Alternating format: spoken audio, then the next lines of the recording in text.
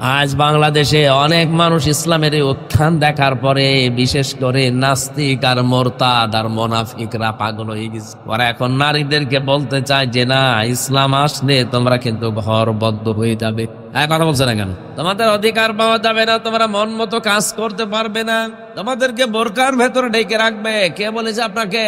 রাগাদান খাইছো সে তোমা বউ নিয়ে মাঝে মাঝে বেড়ানো যাওয়া লাগবে, যেখানে ইচ্ছা যাবে, যা ইচ্ছা করবে, কোনো অসুবিধা নেই। কিন্তু ওলা তাকরাবা হাদিহি শাজারা, ওই গাছের কাছে যাওয়া যাবে না যেটা নিষিদ্ধ গাছ।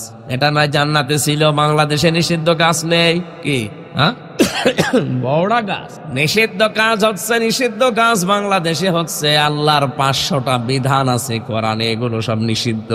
এই জায়গায় যাওয়া যাবে না। আপনি বউ নিয়ে এমন জায়গায় যাবেন যেখানে গেলে নিজেরও পর্দা থাকে না, বড়ও পর্দা থাকে না, এরকম জায়গায় যাওয়া যাবে না। এর নাম গাছ। কথা বোঝাননি? আপনি এমন জায়গায় যেতে পারবেন না, বউ নিয়ে আপনি বেড়ান, ধরেন, ইচ্ছা মতো যাবেন, ইচ্ছা মতো খাবেন, এমন জায়গায় যেতে পারবেন না যেখানে গেলে শরীয়তের লঙ্ঘন হয়ে যাচ্ছে। সেটা যদি আপনার ভাইয়ের মেয়ের বিয়ে হয় তাও সেখানে যেতে পারবেন না। কারণ দুনিয়াতে লা তাআতা লি মাখলুকিন ইল্লা বিমাসিয়াতিল খালিক, পৃথিবীতে আল্লাহ রাসূলের অবাধ্যতা করে দুনিয়ার কারো মন জয় করার দরকার নেই। আপনার ভাইয়ের বিয়েতে চলছে হলুদ মাখামাখি, আপনার ভাইয়ের মেয়ের বিয়েতে চলছে এমন এমন অশ্লীলতা যেখানে শয়তানও হার মানে। আপনি এখন বলেন যে না, না গেলে ভাইয়ের মন খারাপ হবে। হোক, আপনার ভাইয়ের মন বড় না আল্লাহ বড়? আল্লাহ বড়। বলেন ভাই না, ওরকম 100 ভাই যদি পর হয়ে যায়, যাক, এরকম শক্ত হওয়া যাবে না। অন্তত আমরা যারা আছি যদি প্রত্যেকটি জায়গায় এরকম শক্ত হতে পারতাম, এদেশে নাস্তিক মোরতাদ রাম বাম অশ্লীলতা অনেক কমে যেত। আমরা মাঝে মাঝে ছাড় দিয়ে বলে এ আর কি, এতটুকু তো করবেই, এতটুকু করবে, করতে দেখা যাচ্ছে 1 হাত ভরে গেছে। ছোটখাটো গোনা থেকে কিন্তু বড় গোনার থেকে মানুষ যায়। কচু কাটতে কাটতে মানুষ খুন করা শেখে। কথা বলছে না কেন? এই জন্য এই ছোট জায়গা থেকে কঠোর হওয়া লাগবে। শরীয়তের বিধান আমি যতটুকু কাজ পর্দা করে চলার চেষ্টা করছি। আমার এমন এমন চাচাতো ভাই, মামাতো ভাই, ফুফুতো ভাই আছে, আমার চাচা আছে, খালু আছে, এদের সাথে আমার স্ত্রীর বিয়ে করা জায়েজ আছে, দেখা দেওয়া জায়েজ নেই? এরকম মানুষ নেই? যাদের সাথে বিয়ে করা জায়েজ তাদের সাথে দেখা দেওয়া। তাই এখন যদি এমন এ আর কিরকম হুজুর একটু উদার হতে পারে না?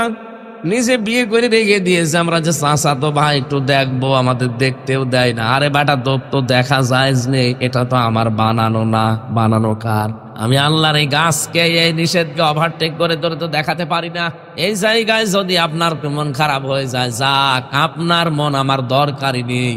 এরকম ভাই, এরকম বোন, এরকম চাচাতো ভাই যদি 100টা, সবগুলো দূর করা লাগে, আমি আল্লাহর জন্য ছাড়তে রাজি আছি। আরে ভাই, দেশটাতে ইসলাম কায়েম নেই। কায়েম থাকলে আপনার আর কঠোর হওয়া লাগতো না। কায়েম যখন নেই, আপনি নিজেকে নিজে শক্ত করেন, আস্তে আস্তে দেখবেন শয়তানি কাজকারবার গুলো পরিবার সমাজ থেকে বন্ধ হয়ে যাচ্ছে। আল্লাহ পাক বলেন আলা তাকরাবা হাদিহি শাজারা, এই গাছের কাছে যাবা না, ফাতাকুনা মিনাজ জালিমিন, যদি যাও তাহলে জালেম হয়ে যাবা। সুতরাং আজ আমরা অনেক জুলুম করে ফেলছি নিজের পরিবার, সমাজ এবং আমার মনের উপরে। আল্লাহ আমাদেরকে হেফাজত করুন, আমিন। মেয়েদেরকে পরিমিত ব্যবহার করা লাগবে। এদের যে ক্ষেত্রটা আছে এই ক্ষেত্র ঠিক করা লাগবে। নবীজি ইন্তেকালের আগে জানিয়েছেন আমি দুনিয়া থেকে চলে গেলাম, কিন্তু ফিতনার জিনিস এই দুনিয়ায় 2টা রেখে গেলাম। আমার ভয় হয় আমার উম্মত অধিকাংশ গুলো ওই জায়গায় যে ধরা খাবে, একটা মহিলা আর একটা জমি জায়গা। যত মামলা কোর্টে যান সব মেয়ে লোক নিয়ে, নাই জমি জায়গা নিয়ে। এক কথা বলছে না কেন? এই 2টা জিনিস নিয়ে নবীজি আশঙ্কা করেছিলেন, ঠিক তাই হয়ে যাচ্ছে। যত ঝামেলা কিন্তু মূলে মেয়েরা। এই ঝামেলা যেন সামনে না হয় সেই জন্য তো আল্লাহ গুরুত্বপূর্ণ বিধান দিয়েছেন পর্দা। সম্মানিত মা বোন যারা এসেছেন বিভিন্ন জায়গায়, এখন থেকে পর্দা আদায় করার জন্য উদ্বুদ্ধ করছি। আপনি শাড়ি পরলে 100 ভাগ পর্দা আদায় হবে না।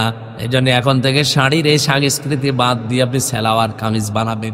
শাড়ি পরে যদি নামাজও পড়েন, রুকু দিতে গিয়ে, সেজদা দিতে গিয়ে যদি শাড়ি একবার মাথা থেকে পড়ে যায় আর চুল যদি বের হয়ে যায়, আপনার নামাজ সঙ্গে সঙ্গে নষ্ট হয়ে যাবে। এই জন্য মেয়েদের সর্বোত্তম পোশাক সালোয়ার কামিজ।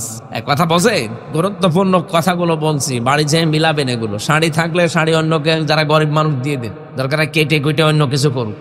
আপনি চাইলে মেয়ে যারা আছে, বউ যারা আছে, বোন যারা আছে, এদেরকে সালোয়ার কামিজ পরানো আরম্ভ করে, হাত পর্যন্ত হাতা থাকবে, শুধু কালো বোরকা পরে বাইরে বের হবে কেন? ওই জিনিস পরেও তো বাইরে বের হওয়া যায়। সালোয়ার কামিজ যদি হাত পর্যন্ত এরকম হাতা থাকে, পা পর্যন্ত লম্বা থাকে, ওপরে ওড়না দেবেন, মাথাটা ঢেকে দিয়ে, বুকটা ঢেকে দিয়ে, এই তো হয়ে গেল। খরচও কম হবে, ফরজ পর্দা আদায় হবে। ওই 1000-1500 টাকা দিয়ে শাড়ি না কিনে এই 450-500 টাকা দিয়ে এটা করলে আমার মনে হয় আমরাও বেঁচে যেতাম। আমরা বেঁচে যেতাম না, ওদেরও নামাজ আদায় হইতো। আল্লাহ মেয়েদেরকে একটু বোঝার তৌফিক দিন। ওরা আকাশ সংস্কৃতির সমস্ত দেখে দেখে ওরা যে পোশাক আশাক গুলো পরে, ওইটা বলে স্বামীকে যে এইটা কিনে দাও, আমার পাখির ড্রেস দাও। আমার ভাইরা, এতে পারিবারিক জীবনে যে দাম্পত্য কলহগুলোর কারণে মানুষ আজ পরিবারের শান্তিতে নেই, আমি সহ, আমার কি বলেন, আমি সহ এখানে বহু আল্লাহর ওলি আমরা যারা বসে আছি, পারিবারিক জীবনে 100% শান্তিতে আমরা নেই। অথচ নবীজি বলেন, কোন স্বামী যদি মারা যায়, স্ত্রী যদি এ কথা মন থেকে বলতে পারে না, আমার স্বামী কিন্তু আসলে একটা ভালো মানুষ ছিল, নবীজি বলেন আল্লাহ তাকে মাফ করে দেবে।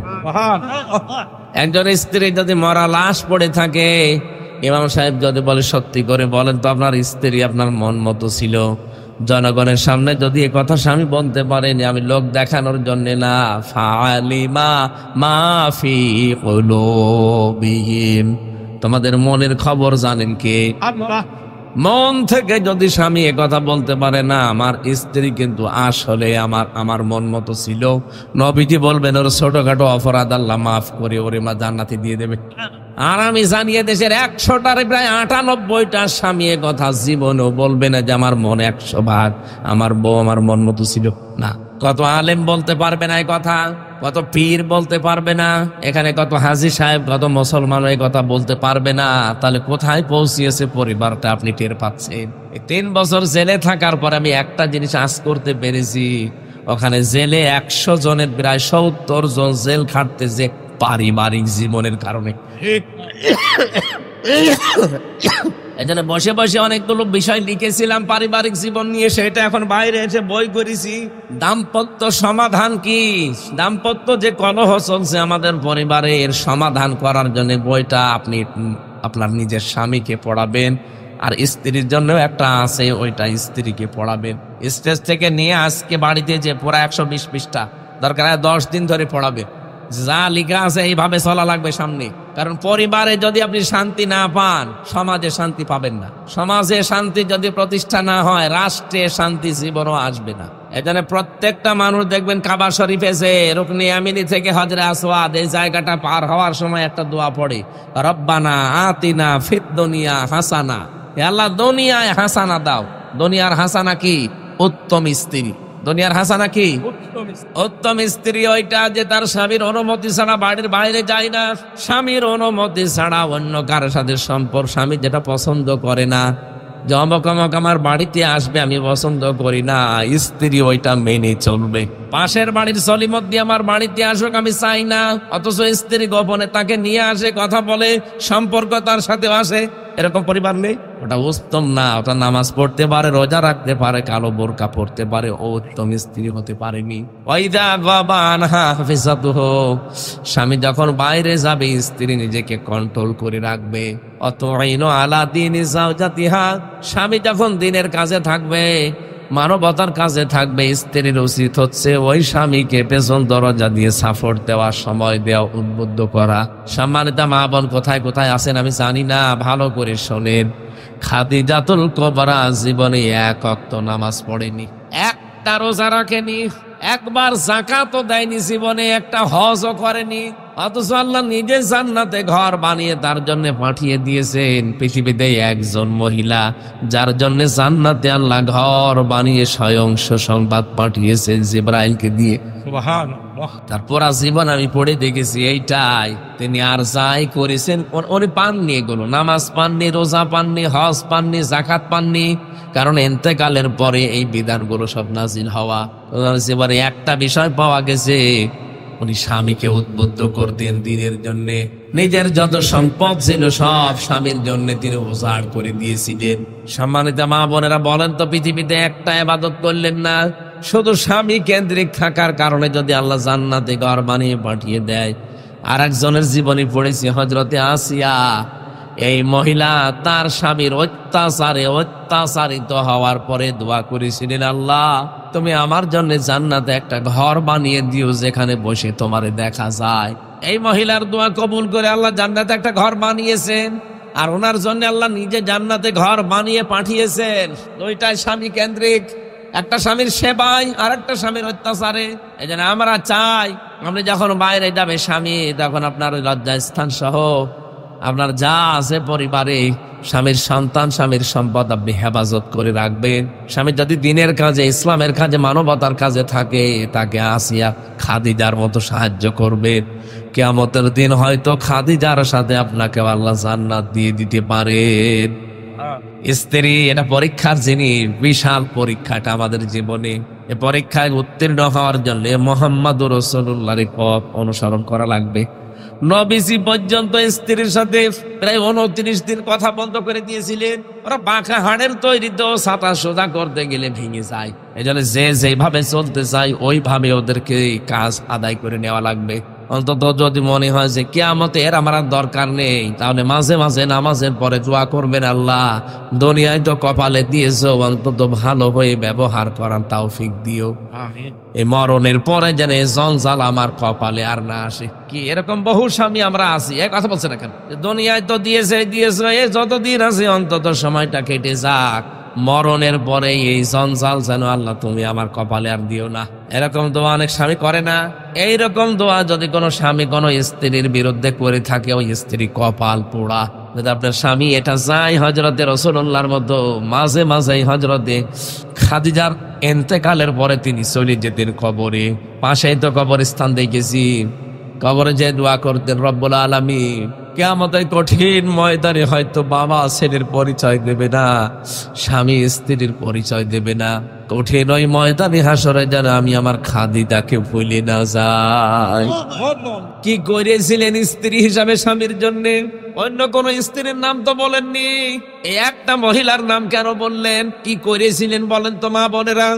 আপনি কি করেন যে আপনার জন্য স্বামীটা জীবন একদিন দোয়াও করে না, আরো বলে আল্লাহ এ জঞ্জাল কবে আমার ঘাট থেকে যাবে? স্ত্রী যেহেতু পরীক্ষার বিষয়ে, পরীক্ষাকে পরীক্ষার মতো সামনে নেওয়া লাগবে। আমি সহ যারা এসেছি আমাদেরকে আল্লাহ এই পরীক্ষায় উত্তীর্ণ হওয়ার তৌফিক দেন, বলেন আমিন। 2 নম্বরে সন্তানাদি, এগুলো পরীক্ষার বিষয়, এগুলো আকর্ষণীয় করি আল্লাহ দিয়েছেন। 3 নম্বরে পঞ্জীবিত সোনা রূপা।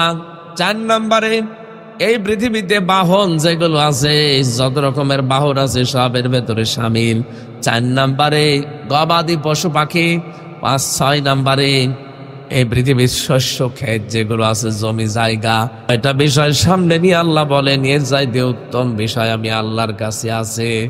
লিল্লাযীনা তাকাউ ইনদা রাব্বিহিম জান্নাত। কোন মানুষ যদি সত্যি আল্লাহ ওয়ালা হয়ে যায়, আল্লাহকে ভয় করে জীবন চালাতে পারে, ও যদি জীবনকে তুচ্ছ মনে করে না, এই বিশাল সুখগুলো আমার সামনে আছে, এই সুখগুলোকে আমি পরিমিত ব্যবহার করে আখিরাতের সুখ চাই। রব্বুল আলামিন বলেন ওই মানুষের জন্য আমি বাগান বানালাম জান্নাত, তার তলদেশ দিয়ে নদী আর নহর প্রবাহমান থাকবে। ও ভাই, এত বড় জান্নাত, এটা আমাদের বিশ্বাস হয়।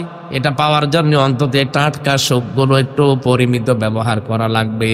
রব্বুল আলামিন বলেন আজওয়াজুম মুতাহহারা, পবিত্র স্ত্রী দেওয়া হবে যা কখনো তোমার উপরে মন খারাপ করবে না। এখানে তো 8টার জায়গায় 7টা হয়ে গেলে মন পাওয়া যায় না। ওখানে কিয়ামতে আল্লাহ যে হোর আপনাকে পবিত্র স্ত্রী দেবে, কোনোদিন আপনার উপরে মন খারাপ তারা করবে না। সুবহানাল্লাহ বলেন। রিদওয়ানুম মিনাল্লাহ। 3 নম্বরে আল্লাহ বলেন আমি নিজে তোদের উপরে রাজি হয়ে যাব। আল্লাহু বাসীরুম বিল ইবাদ। রব্বুল আলামিন বলেন আমি আল্লাহ কিন্তু সূক্ষ্মদর্শী, খুব ভালোভাবে সব দেখতে পাই। আল্লাযীনা ইয়াকুলুনা রাব্বানা ইন্নানা আমান্না ফাগফির লানা যুনুবানা ওয়া কিনা আযাবান নার। 6টা গুণ তাদেরকে এখন থেকে অর্জন করা লাগবে। মোনাজাত করলে আমার কাছে বলবে রব্বুল আলামিন আমরা ঈমান এনেছি, আমাদেরকে মাফ করে দাও, জাহান্নামের আগুন থেকে আমাদেরকে তুমি মুক্তি দিও। আস-সাবিরিনা ওয়াস-সাদিকিনা ওয়াল কানিতিনা ওয়াল মুনফিকিনা ওয়াল মুস্তাগফিরিনা বিলা সাহার। সত্যবাদী হবে, সবর করবে, এই পৃথিবীতে আল্লাহ রাসূলের অনুগত থাকবে, যতটুকু সাধ্য আছে সাধ্য মতো যতটুকু পারেন খরচ করে যাবেন। ওই সন্তানাদি করবে, মরে গেলে ওই আশায় ফেলে রাখার দরকার নেই, যতটুকু সমর্থ আছে করে যান। রব্বুল আলামিন শেষ বলেন আল মুস্তাগফিরিনা বিলা সাহার, ও শেষ রাতে আমি আল্লাহর কাছে ধর্ণা দেবে। এই জন্য পাক থাকেন না পাক থাকেন, যেখানেই থাকেন, বসে থাকেন, শুয়ে থাকেন, আস্তাগফিরুল্লাহ এই শব্দটা মুখে রাখবেন। যতক্ষণ আপনি ইস্তেগফারের সাথে থাকবেন ততক্ষণ আল্লাহ আপনার প্রতি কোনো আযাব দেবে না। এই জন্য অরতক সময় নষ্ট না করে যখনই যার সময় পান এই শব্দটা মুখে উচ্চারণে রাখবে। এ বিশাল আয়োজনে যারা আঞ্জাম দিয়েছে সুন্দর করে, যে প্রবাসী কি নাম যেন ওনার, আলমগীর মুন্সি, নাহিদ মুন্সি, এই ভাইয়েরা এই সুন্দর আয়োজনে যারা আঞ্জাম দিল, আল্লাহ যেন তাদের এই টাকাগুলো ইসলামের প্রসারে কবুল করেন, বলেন আমিন, আল্লাহুম্মা আমিন।